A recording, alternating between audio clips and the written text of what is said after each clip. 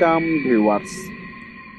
আজকে আমি আপনাদের সাথে যে ভয়ঙ্কর ঘটনাটি শেয়ার করব, এই ঘটনাটি একটি লাশের গাড়ির ঘটনা। সো সরাসরি ঘটনায় চলে যাচ্ছি। আশা করি পুরো ঘটনাটি শুনবেন, তাহলে হয়তো বুঝতে পারবেন যে ঘটনাটা কতটুকু ইন্টারেস্টিং। তো সেই চাচা, তিনি 1965 সালের দিকে, যখন তিনি ইয়াং বয়স ছিলেন, তখন তার বয়স ছিল 15-16 এরকম একটা সময়। তখন তিনি ভ্যান গাড়ি চালাইতেন। তো একদিন রাতের বেলা তিনি যখন ভ্যান গাড়ি চালিয়ে বাড়ির দিকে ফিরতেছিলেন, ঠিক তখনই একটা লোক তাকে থামায় এবং বলে যে তার একটা লাশ আছে, লাশটাকে চণ্ডীপুর নামে একটা হাসপাতাল আছে, একটা জায়গা, সেখানে একটা হাসপাতাল আছে বাজারের সাথেই, তো সেখানে নিয়ে যেতে হবে। তো সেই চাচা তখন রাজি হয় না। তো পরবর্তীতে তাকে বলে যে আপনাকে কিছু টাকা বাড়ায় দিব। তো যাই হোক, 2-3 গুণ বাড়ায় বলে ভাড়া, যে এত টাকা দিব, আপনি একটু নিয়ে যান। তো সেই টাকার কথা যখন বলে, তখন সে রাজি হয় এবং সেই লাশটাকে ওই লোকটার সাথে ধরে গাড়িতে উঠায়। তো আগের দিন যেহেতু কারেন্ট ছিল না, আর কোনো ধরনের আলোর ব্যবস্থাও ছিল না রাস্তায়, সেই জন্য তিনি রাতে মূলত গাড়ি চালাইতেন। গাড়ির যে সামনে একটা হারিকেন বেঁধে তারপরে গাড়ি চালাইতেন, সেই হারিকেনের আলোতে। তো সেই লাশটাকে সেই হারিকেনের আলোতে করে নিয়ে আসেন, চালায় আস্তে আস্তে, এবং সে সহি সালামতে সেই চণ্ডীপুর বাজারে পৌঁছান। এবং সেই হাসপাতালের কাছে যখন যান, তখন দেখতে পান যে সেই হাসপাতালের কাছেই তার কয়েকজন আত্মীয় স্বজন আছে ওই লাশটার।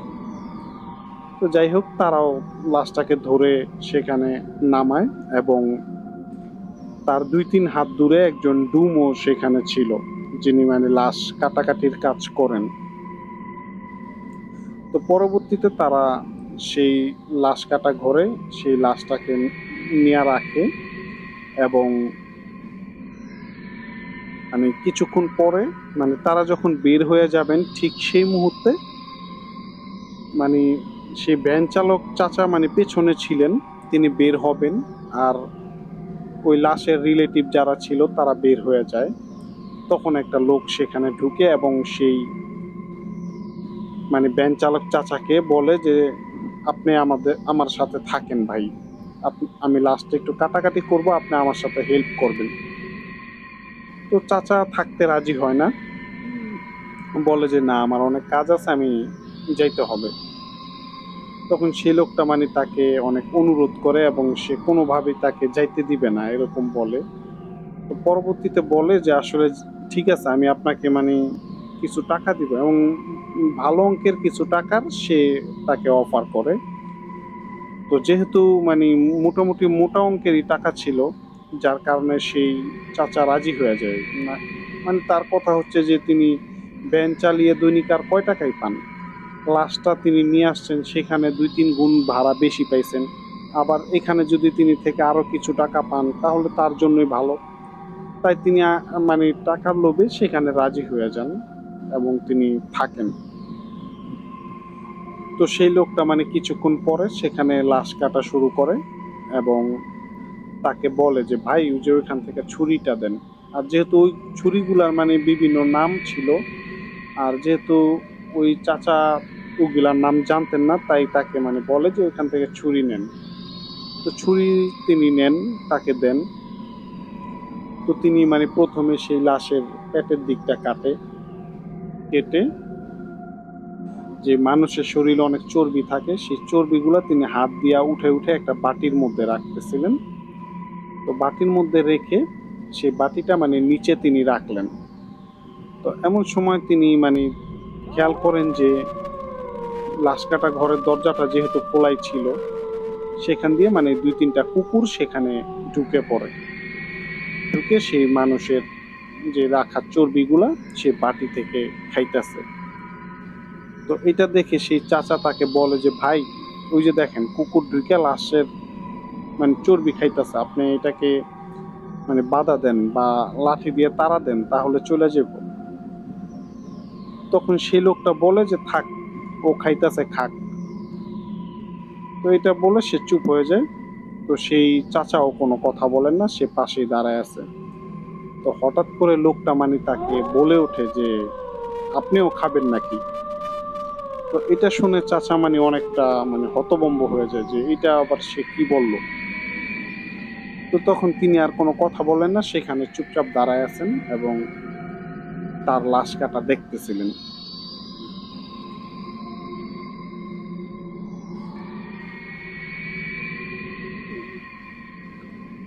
তো এমন সময় সেই লোকটা হঠাৎ করে সেই লাশের রানের দিকটা থেকে মানে অনেকখানি মাংস কেটে বলে যে ভাই আপনি এখানে একটু দাঁড়ান, আমি আসতেছি।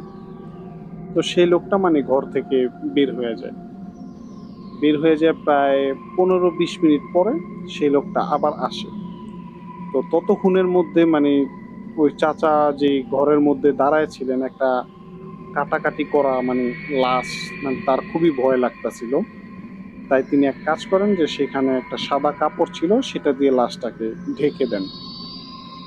ঢেকে সেখানে দাঁড়ায় থাকেন এবং তার অপেক্ষা করতে থাকেন। তো লোকটা যখন আসে সেই চাচা তখন মানে একটু স্বস্তির নিঃশ্বাস ছাড়েন এবং তাকে জিজ্ঞেস করেন যে আপনি কোথায় গেছিলেন। তখন সেই লোকটা বলে যে কেন, আপনি কি ভয় পাইছেন নাকি। তখন চাচা বলে যে না আসলে ভয় পাইনি। অথচ তিনি কিন্তু মনে মনে ভয় পাইছেন খুব, তবুও তিনি বলছেন যে না আমি কোনো ভয় টয় পাই নাই। তা আপনি কোথায় গেছিলেন, অনেকক্ষণ ধরে দাঁড়ায় আছে এই জন্য আর কি। তখন ওই চাচা বলে যে ভাই আপনি একটা কাজ করেন, একটু তাড়াতাড়ি করেন, আমি যাইতে হবে বাসায়। তখন সে বলে আরে ভাই এত ব্যস্ত হইতাছেন কেন, সমস্যা নাই যাইয়েন বাসায়। তো এটা বলে তিনি মানে লাশটা আবার কাটা শুরু করেন এবং তার দিকে মানে ঘুরে তাকিয়ে একটা মানে বিশ্রী একটা হাসি, যেটা বলে মানে জোরে হাসি না, মানে মুখটাকে কেমন একটু মুচকি হাসির মতো বাঁকা করে একটু হাসতেন। মানে দেখেই বোঝা যাচ্ছে যে এই হাসিটার মধ্যে অনেক রহস্য আছে। তো সেই চাচা তার পাশেই দাঁড়ায় ছিলেন এবং তিনি তার লাশ কাটা দেখতেছিলেন। তো একটা পর্যায়ে তিনি খেয়াল করেন যে সেই লাশের যে ফুসফুস ছিল সেটাকে বের করা হয় এবং বের করে সেই ফুসফুসটাকে কোনো বাটির মধ্যে রাখবেন, এই জন্য মানে সেই চাচা মানে একটা বাটি তাকে আগায়া দেন। কিন্তু সেখানে যে ভয়ঙ্কর ঘটনাটা ঘটে যে সে তখন মানে সেই ফুসফুসটা বাটিতে না রেখে মানে তিনি খেতে শুরু করেন। তো এটা দেখে মানে সেই চাচা মানে সবচেয়ে বেশি অবাক হয়ে যায় এবং সে তাকায় থাকে যে এইটা আবার কি দেখতেছি। তো হঠাৎ করে দেখেন যে সেই লোকটার যে ডুম ছিল তার চেহারাটা মানে বিকৃত হয়ে যায়, ভয়ানক একটা চেহারা এবং চোখগুলা লাল হয়ে যায়। তো এইটা দেখে মানে তিনি মারাত্মক ভয় পেয়ে যান এবং তিনি এও বলেন যে ভয়টা যে এরকম যে এই যে আমি যে বলতাছি যে আমি ভয় পাইছি মারাত্মক, কিন্তু আসলে এটা আমি যখন অন্য কাউকে বলি সে হয়তো মানে এটাই ধরুন হ্যাঁ সে ভয় পাইছে এটাই বুঝবে, কিন্তু যে ওই জায়গাটাতে মানে সশরীরে থাকে এবং ওরকম একটা দৃশ্য তার নিজ চোখে দেখে, মানে কতটুকু পরিমাণ যে একটা ভয় সে এটা একমাত্র সে নিজেই বুঝতে পারবে। এছাড়া এটা অন্যকে বলে কখনোই বোঝানো সম্ভব না যে সেখানের পরিস্থিতিটা কি ছিল।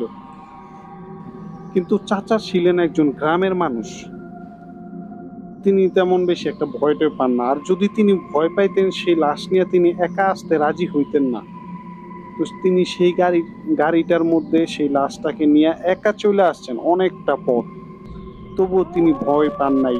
আর সেই লোক যেহেতু বলতেছে যে এখন আমি দেখে মানে সবচেয়ে বেশি ভয় জীবনের পাইছি, তাহলে বুঝতে হবে যে ওই ওই সময়টার পরিস্থিতিটা কিরকম ছিল। তো চাচা বলে যে এটা দেখে মানে একটা দৌড় দিয়ে আমি মানে দৌড়ে সেই আমি আমার ভ্যান গাড়িটার ওইখানে চলে যাই এবং সেই লোকটা পিছন থেকে বলতেছে যে আরে ভাই কোথায় যান, একটু খাবেন নাকি, একটু খাইয়া যান। তো এটা বলে, কিন্তু সেই চাচা মানে ভ্যান গাড়িটার কাছে যেয়ে সে চাইছিলেন যে ভ্যান গাড়িটা নিয়ে মানে চালায় সেখান থেকে চলে যাবেন, কিন্তু তিনি ভ্যান গাড়িটার কাছে যাওয়া মাত্রই তিনি সেখানে অজ্ঞান হয়ে পড়ে যান। এবং পরবর্তীতে যখন তার জ্ঞান ফিরে সকালবেলা, তিনি দেখতে পান যে ওইখানকারই কিছু মানুষ তাকে সেখান থেকে উদ্ধার করে তার মাথায় পানি ঢালছেন, হাত পায়ে তেল দিচ্ছেন। তো পরবর্তীতে তিনি তাদেরকে এই সমস্ত ঘটনা খুলে বলেন যে এই ঘটনা তার সাথে ঘটছে। তো পরবর্তীতে তারা সেই লাশ কাটা ঘরে যেয়ে দেখেন যে সত্যি সত্যি সেই লাশটা মানে একটা বিকৃত লাশ ছিল, মানে লাশটার মানে বিভিন্ন অঙ্গ প্রত্যঙ্গ কাটা ছিল। অথচ মানে প্রকৃতপক্ষে যেই ডুম ওই লাশ কাটা ঘরের, তিনি সেই রাতে আসেন নাই সেখানে, মানে লাশটা মানে পরের দিন কাটার কথা ছিল। কিন্তু মানে পরবর্তীতে তারা সবাই যেয়ে দেখে যে লাশটার এই অবস্থা, এবং ওই চাচাকে জিজ্ঞেস করে যে আপনি তাকে দেখতে কিরকম ছিল, তিনি সমস্ত বিবরণ দেয়, কিন্তু বিবরণ অনুযায়ী সেই মানে ডুমের মতোই ছিল দেখতে। কিন্তু পরবর্তীতে তিনি যখন ভয় পান তখন মানে বুঝতে পারেন যে ওটা কোনো ডুম ছিল না, ওটা খারাপ কিছু ছিল। তো পরবর্তীতে ওই চাচা মানে বাড়িতে চলে আসেন এবং তাদের ওইখানে একজন কবিরাজের কাছে যান। তখন সেই কবিরাজটা বলে যে তুমি যখন লাশটা নিয়ে মানে আসতেছিলা, তখন এটা একটা খারাপ পিচাস যে লাশ খেকো, মানে যেই জিনিসগুলা খারাপ জিনিসগুলা লাশ খায়, এরকম একটা কিছু তোমার পিছু নিছিল। কিন্তু তোমার মানে গাড়ির মধ্যে হারিকেন থাকাতে, আগুন থাকাতে এবং তুমি সাহসী হওয়ার কারণে সে তোমার কাছে আসতে পারে নাই। তো পরবর্তীতে তুমি যখন মানে সেই ডুমঘরে লাশটা মানে রাখার জন্য গেছিলা, এবং সে ওই লাশটা মানে সেই ডুমঘর থেকে খাইয়া নিছে এবং পাশাপাশি তোমার ক্ষতি করার চেষ্টা করছে। কিন্তু তুমি মানে এতটাই সাহসী ছিলা যার কারণে সে তোমার কোনো ক্ষতি করতে পারে নাই। সো ভিউয়ার্স, এই ছিল ঘটনা। তো ঘটনাটা যদি আপনাদের ভালো লেগে থাকে তাহলে লাইক, কমেন্ট ও শেয়ার করুন, এবং আমাদের কালো আত্মা ইউটিউব চ্যানেলটি সাবস্ক্রাইব করতে ভুলবেন না। পাশাপাশি আপনি যদি ফেসবুক থেকে দেখে থাকেন আমাদের এই ঘটনাগুলো, তাহলে অবশ্যই আমাদের পেজটি ফলো দিয়ে রাখবেন। সো ধন্যবাদ ভিডিওটি শেষ পর্যন্ত দেখার জন্য। ভালো থাকবেন।